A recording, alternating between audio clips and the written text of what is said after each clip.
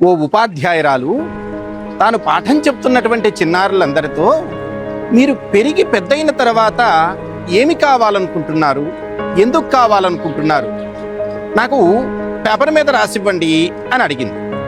పిల్లలంతా రాశారు. ఈ పేపర్లన్నీ తీసుకుని తన ఇంటికి వచ్చింది.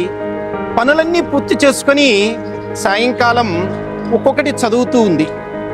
చదువుతూ ఉంటే ఓ అమ్మాయి రాసింది, నేను పోలీస్ కావాలనుకుంటున్నాను, ఆడపిల్లలకి నేను రక్షణగా ఉండాలనుకుంటున్నాను అని రాసింది.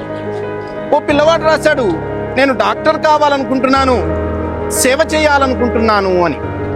మరొకరు రాశారు, నేను కలెక్టర్ కావాలనుకుంటున్నాను, సమాజాన్ని మార్చాలనుకుంటున్నాను.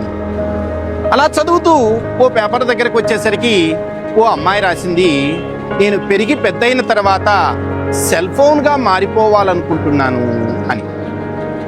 దానికి కారణాలు రాసుకొని వచ్చింది. సాయంకాలం మా నాన్న ఇంటికి వచ్చేటప్పుడు నేను ఎదురుగా పరిగెడితే కోపగించుకుంటాడు. అదే నాన్న స్నానం చేసిన తర్వాత సెల్ ఫోన్ పట్టుకొని ఆ రీల్స్ చూస్తూ సంతోషంగా గడుపుతాడు. నేను సెల్ ఫోన్ అయితే మా నాన్న ముఖంలో సంతోషం చూడవచ్చు కదా. అలాగే మా అమ్మ ఇంటికి వెళ్ళిన తర్వాత కాసేపు ఆడదామంటే, ఏదైనా కథలు చెప్పమంటే, ఏదైనా మంచి మాటలు చెప్పమంటే కోపగించుకుంటుంది. అదే అమ్మ సెల్ ఫోన్ పట్టుకున్నప్పుడు చాలా సంతోషంగా ఉంటుంది.